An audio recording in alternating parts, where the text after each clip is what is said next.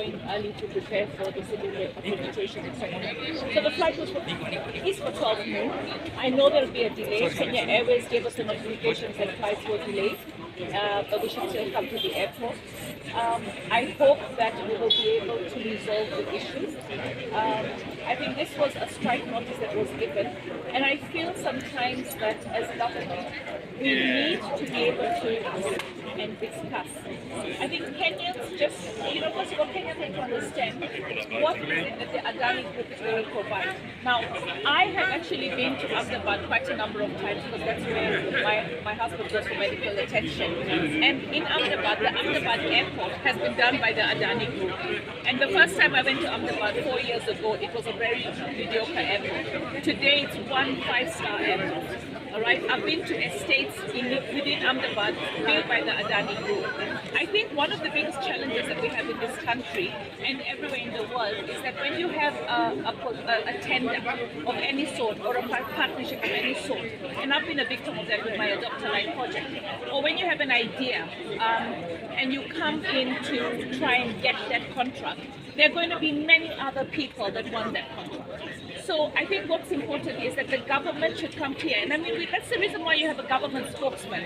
Break it down so that people understand everything. So how much money is the Adani Group going to put? Because I'm a parliamentarian, I'm not in the transport committee, and I want answers too.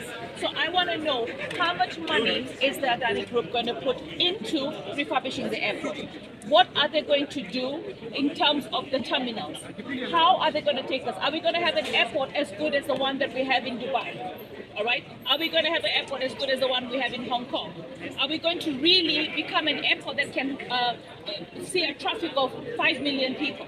Are we building an airport within those 30 years that can make Kenya a destination for connectivity?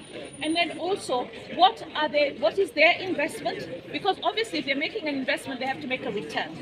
But as we're speaking right now, I know that unfortunately, most of the parastatals that we have, including Jkia, are probably not making profits, and they're eating into the need for the government to keep looking for money. So I think just like I am looking for information, I think every Kenyan is looking for information, and the employees of the airport are also looking for information. Because the first thing that they heard was there's going to be job cuts. Right? And I think anybody who's coming in has to be sensitive to the fact that the economy is tough and nobody wants to lose their job. And if you're going to come in, tell us, what are you going to do? You're going to have to make things better than they are for the people that are working here and the country at large. So, I like the solidarity that they have, right? And I hope that we can resolve it sooner, right? I hope that I will fly out today. I think I'm going to have a wait, and that's pretty normal.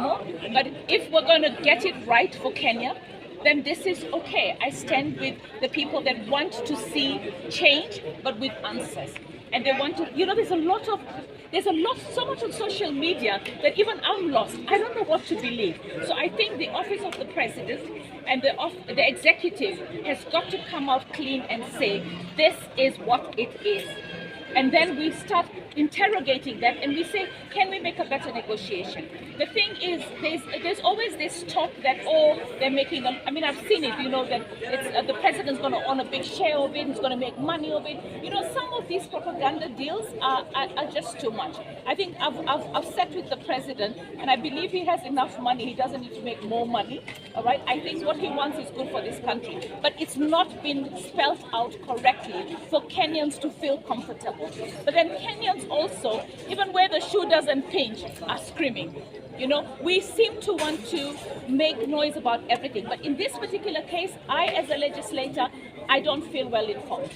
All right? And I want to be informed by the state. I want to be informed by the ministry. I want to be informed not just by social media. And spell it out, not in a 10,000-page document. Give us a one-page executive summary of what exactly does it mean. People are talking about 30 years, but really, if you take a loan for a mortgage, any mortgage, it's going to take you between 10 to 25 years. So depending on the investment, it's not too much if it's going to take 30 years to recover. It's not like we're giving him our asset. all right, he has to also deliver. There has to be exit plans. If he's not delivering, what are the exit plans? Are we going to be stuck with him for 30 years? Are we as a country going to get some revenue out of this airport instead of spending money so that we can actually pay our debt, or we can actually improve our development infrastructure in other parts of the country, improve our development plans? So the question is, we need answers. As a Kenyan legislator, as a Kenyan citizen, as somebody who uses the airport, I want to know what are the benefits. I'm not against the Adani Group. As I said, I've been to estates in Amrabat that they own. I've been where a friend, my doctor lives in one of those estates, and I've been questioning him and asking him, what's the story here?